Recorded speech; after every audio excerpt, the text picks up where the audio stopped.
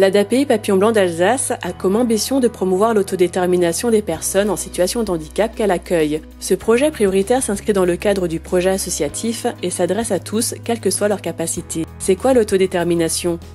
L'autodétermination, c'est la possibilité pour chaque personne de construire sa vie en fonction de ses envies, de ses besoins et de ses valeurs. La personne en situation de handicap a le droit d'exprimer ses besoins, ses souhaits et de décider de sa manière de vivre. Sa parole doit être écoutée et prise en compte en toutes circonstances. Les choix et les décisions doivent venir de la personne accompagnée sans influence excessive. L'autodétermination contribue à l'accès aux droits mais implique aussi des responsabilités et des devoirs. L'autodétermination favorise l'inclusion dans la société et l'accès à une pleine citoyenneté. Quels sont les engagements de l'ADAPI Papillon Blanc d'Alsace pour aider les personnes qu'elle accompagne à s'autodéterminer ? Il est essentiel de les aider à développer leurs capacités dans un environnement favorable. L'association s'engage à faire évoluer les accompagnements qu'elle propose et de les adapter afin que l'autodétermination devienne la priorité. Ces accompagnements doivent être facilitateurs dans la construction du projet de vie de la personne en veillant au respect de ses choix. Pour que la personne puisse évoluer vers l'autodétermination, il est indispensable que les personnes accompagnées, les familles et les professionnels agissent ensemble en concertation et avec transparence. Comment la PBA a choisi de développer l'autodétermination ? L'association va développer des actions pour les personnes accompagnées, les familles et les professionnels. Actions pour développer les compétences des personnes accompagnées. Pour développer les compétences des personnes accompagnées en matière d'autodétermination, il est nécessaire d'adopter une approche personnalisée, car chaque personne est unique et dispose d'un potentiel d'évolution qui lui est propre.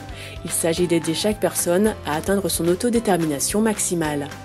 Pour qu'une personne puisse s'autodéterminer, il faut l'aider à développer sa capacité à communiquer et exprimer ses envies, à accéder à l'information et à la comprendre, à interagir avec son environnement, à faire librement des choix et à les assumer, à prendre certains risques, à surmonter un échec et continuer d'essayer. La démarche sera animée au cœur des établissements par la mise en place de projets spécifiques et opérationnels. Les actions pour accompagner les familles dans la démarche d'autodétermination de leurs proches. Les familles connaissent bien les personnes accompagnées et sont habituées à communiquer avec elles. Les familles ont aussi développé des modes d'accompagnement personnalisés.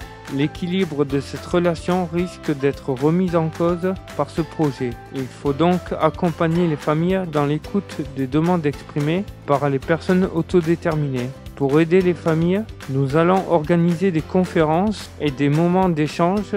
Afin d'aider les professionnels dans cette démarche, ils seront tous formés.